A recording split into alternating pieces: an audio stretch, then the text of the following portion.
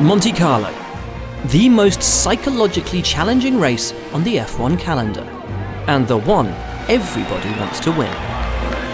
Since 1950, 32 elite drivers have tasted the winner's champagne, but of these, there are 8 who stand head and shoulders above the rest. Those who have repeatedly shown they have mastered the circuit and all it can throw at them. They are the kings of Monaco.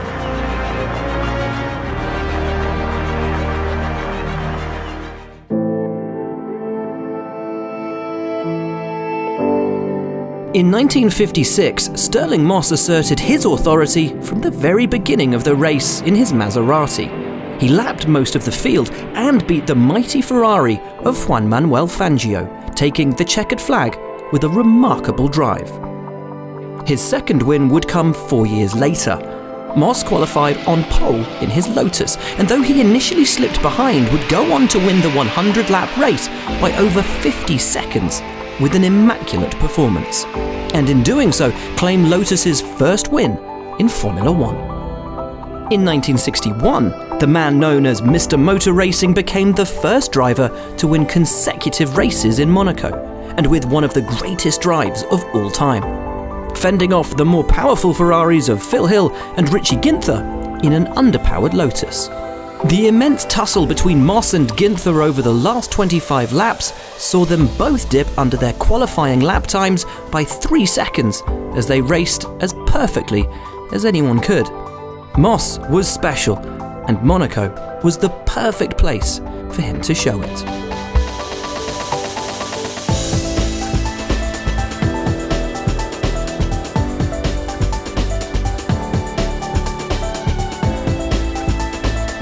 Jackie Stewart's Monte Carlo debut in 1965 got him his first podium in only his second race in the sport, making a late pass on John Surtees to steal third place in his BRM. The Scotsman returned the following year to blitz the field, lapping his teammate and winning by over 40 seconds in a record time. Mechanical retirements over the next 3 years meant Stewart had to wait until 1971 before he would win again. This time he was on pole by over a second and would go on to win by 25 seconds from Ronnie Peterson. He notched up his final victory in 1973 with another dominant showing, taking pole in his Tyrrell and leading from start to finish, lapping all but second-placed Emerson Fittipaldi en route to winning his third Formula One World Championship.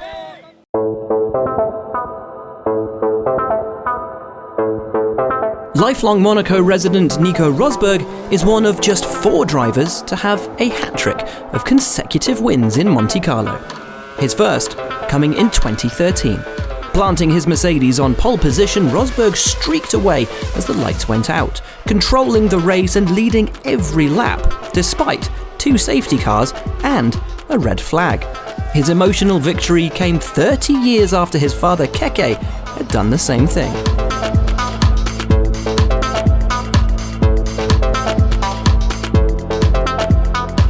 2014 saw Rosberg claim a controversial pole position ahead of his teammate Lewis Hamilton, with some accusing him of deliberately missing his braking point for Mirabeau and ensuring following drivers would have to slow for yellow flags. But on race day, Rosberg dominated the race start to finish, handling relentless pressure from Hamilton and eventually winning by a margin of 10 seconds.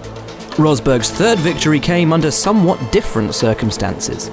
He was running second behind Hamilton until a late virtual safety car saw his great rival pit for new tyres, and a miscalculation by the Mercedes team meant he dropped to third.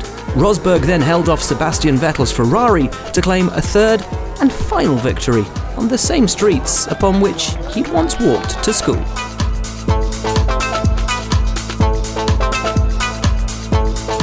Lewis Hamilton's first came against the odds in 2008, in soaking wet conditions, having survived a brush with the barrier at the back and the resulting puncture. He rejoined in 5th, but a long second stint helped him take a lead he kept until the end, fulfilling a lifelong dream of emulating his hero Ayrton Senna. Winning here in Formula 1 was the best thing that could ever happen in my life. It would be another 8 years until he won again, fighting off a relentless challenge from Red Bull's Daniel Ricciardo, who came close to taking the lead out of the Nouvelle Chicane on lap 37. But Hamilton defended and would go on to win for a second time. 2019 was one of his greatest performances. With his tyre tread down to almost zero, he fended off attacks from Max Verstappen lap after lap, and held on for an incredible victory under immense pressure on a highly emotional day for everyone in the sport, following the death of Niki Lauda. That was probably the hardest race I think I've had. I really was fighting with the spirit of Niki. I wasn't going to come in, even if I was going to either crash or finish.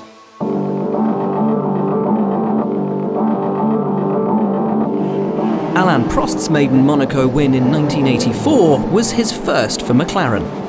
The Frenchman survived an epic race of attrition, mastering the wet weather to take a premature win as the red flag came out to end the race. It was a disappointing climax for a young Ayrton Senna, who took second place in what was his big breakthrough moment. 1 year later, Prost took advantage of chaos at the start to beat Elio De Angelis and made it 3 in a row in 1986. Easily the class of the field as he converted pole position into a dominant win, leading all but 7 laps, with Keke Rosberg completing a 1-2 finish for McLaren. His 4th and final trip to the top step in the Principality came in 1988. Prost running second until a momentary lapse in concentration from race leader and teammate Ayrton Senna left him in the barriers at Portier.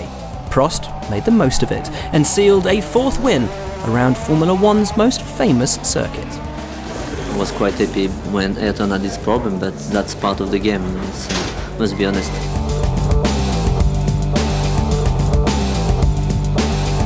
Graham Hill was known to fans around the world as Mr. Monaco, a fitting title for a man who won the race an incredible 5 times. He first arrived in 1963 at the wheel of a BRM, in which he would win the grueling 100-lap race by only 4.6 seconds from his American teammate Richie Ginther. A year later, he lapped the entire field to take a second victory, and went on to make it 3 in a row in 1965, where incredibly, Hill recovered from having to push his car back onto the track from an escape road, into which he'd steered in order to avoid an accident with the slow-moving Brabham of Bob Anderson. Despite rejoining in 5th, he roared back to pass the leading Ferraris of John Surtees and Lorenzo Bandini, writing a legendary victory into F1's history books.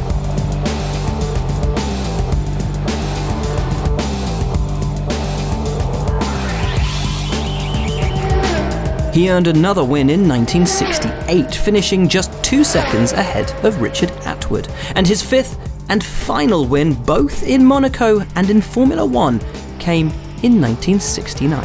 After starting 4th, Hill would capitalise on the mistakes and retirements of others, and never put a foot wrong, taking the checkered flag with a 17-second margin over Piers Courage.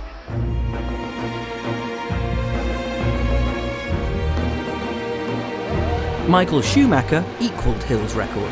1994 saw him convert his first F1 pole position into victory in style, and in doing so become the first driver other than Ayrton Senna and Alain Prost to win at Monte Carlo in over a decade.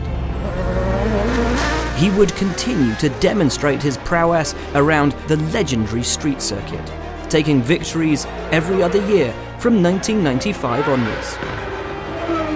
His performance in 1997 showing even the toughest conditions couldn't slow him down, winning in the wet by over 53 seconds for Ferrari. Schumacher would win again in 1999 as Eddie Irvine made it a Ferrari 1-2. And 2001 would be the German's last win at Monaco. Taking the lead before the race had even begun, after pole sitter David Coulthard failed to start the formation lap, Michael never looked back.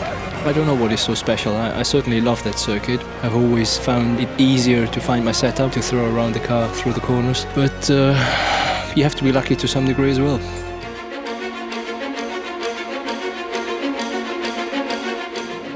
But no driver has managed to match Ayrton Senna's record of 6 victories in Monte Carlo. From his very first appearance in 1984, he was the man to beat. But it was another 3 years before he would stand on the top step of the podium, driving the striking yellow Lotus Honda and leading home countryman Nelson Piquet by over half a minute. His qualifying lap in 1988 is now the stuff of legend. He was on pole ahead of his teammate Alain Prost by a sensational 1.427 seconds. The Brazilian was on fire, proving just how in tune he was not only with his car, but with the circuit.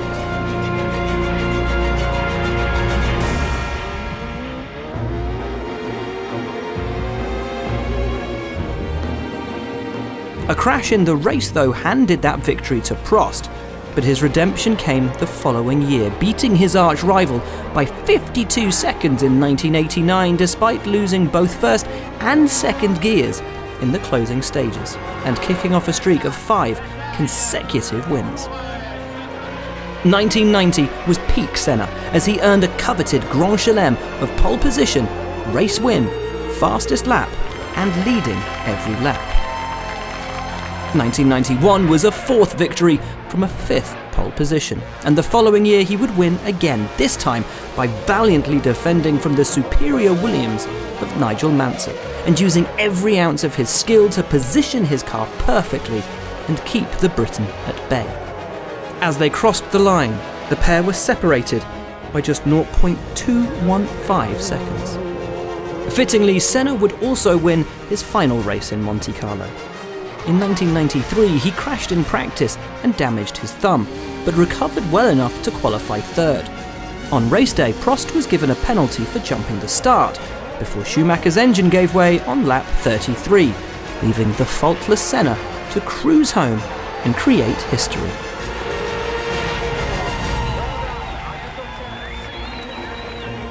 Any victory in Monaco is the stuff of legend, but the skill, bravery and mental fortitude of these drivers has seen them conquer motorsport's greatest challenge time and time again, and in doing so, cement racing legacies which will live forever.